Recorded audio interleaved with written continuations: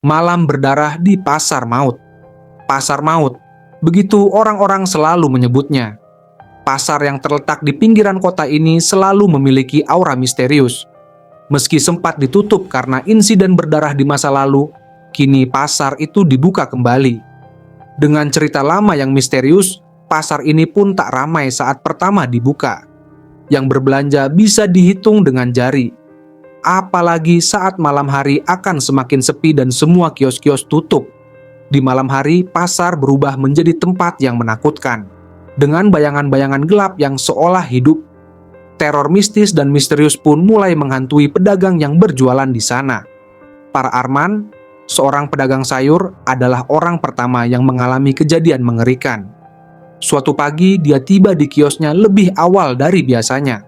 Suasana masih gelap dan belum ada orang yang lewat di sekitar sana. Pak Arman mulai bersiap-siap dengan segala perlengkapan berjualannya. Namun ada yang membuatnya bergidik ngeri.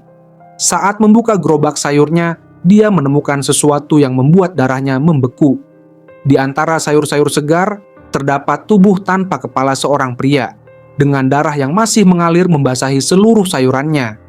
Tubuh itu penuh luka menganga dan dari tempat kepalanya seharusnya berada, hanya tersisa bekas potongan kasar yang mengerikan. Pak Arman ketakutan dan pingsan di sana. Ia ditemukan oleh sesama pedagang pada siang harinya dalam kondisi tak bernyawa.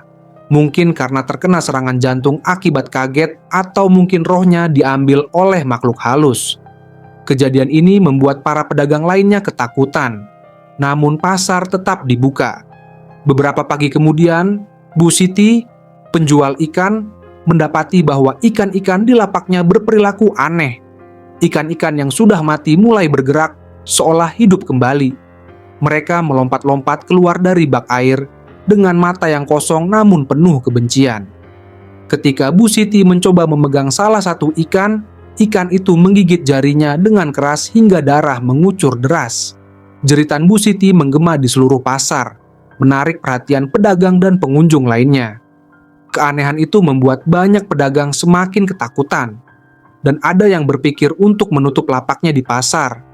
Dan pada malam berikutnya, sekelompok paranormal yang dipimpin Sri Lusinawati dan timnya memutuskan untuk melakukan investigasi di pasar itu. Mereka bermalam di pasar untuk merekam kejadian aneh itu. Mereka memasang kamera di berbagai sudut pasar dan menunggu. Menjelang tengah malam, suara-suara aneh mulai terdengar. Jeritan lirih, tawa yang mengerikan, dan suara langkah kaki yang berat menggema di seluruh pasar yang sepi. Dina dan timnya mengikuti suara-suara tersebut hingga mereka tiba di sudut gelap pasar yang jarang dikunjungi. Di sana mereka melihat bayangan hitam besar bergerak. Bayangan itu perlahan-lahan berubah menjadi sosok-sosok penampakan dengan tubuh yang penuh luka menganga. Salah satu penampakan itu memiliki wajah yang hampir tidak bisa dikenali lagi karena luka bakar yang mengerikan. Sementara penampakan lainnya memiliki tubuh yang tercabik-cabik dengan organ-organ dalam yang tergantung keluar. Ketika tim Sri mencoba untuk mendekati penampakan tersebut, mereka diserang dengan brutal. Salah satu anggota tim, Riko Sulendra, ditarik ke dalam bayangan gelap oleh sosok dengan wajah terbakar. Jeritan Riko terdengar mengerikan ketika tubuhnya diseret dan dicabik-cabik. Darah memercik kemana-mana, meninggalkan bekas merah yang mencolok di lantai pasar yang kotor. Meskipun ini adalah kelompok paranormal, Sri dan tim yang tersisa berusaha melarikan diri. Namun bayangan-bayangan gelap terus mengejar mereka. Sosok-sosok tubuh-tubuh aneh dan menyeramkan muncul dari kegelapan, dengan tangan yang berdarah dan wajah penuh kemarahan. Mereka tidak hanya menakutkan secara fisik, tetapi juga menciptakan ketakutan mendalam yang menghantui pikiran setiap orang yang melihatnya.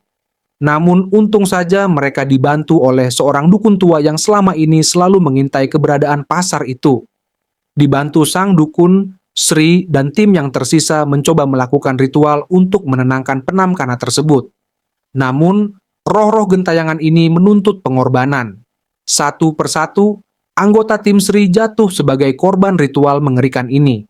Tubuh mereka ditemukan dalam keadaan mengenaskan, dengan luka-luka yang tak bisa dijelaskan secara logis. Pada akhirnya, roh-roh itu berhasil ditenangkan, tetapi trauma yang dialami Sri tidak akan pernah hilang.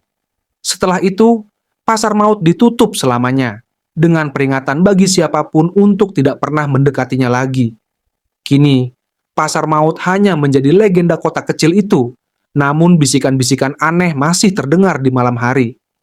Orang-orang percaya bahwa roh-roh tersebut masih mengintai, mencari ketenangan yang tak pernah mereka dapatkan. Dan siapa saja yang mendekati pasar itu setelah gelap, mungkin tidak akan pernah kembali dengan selamat.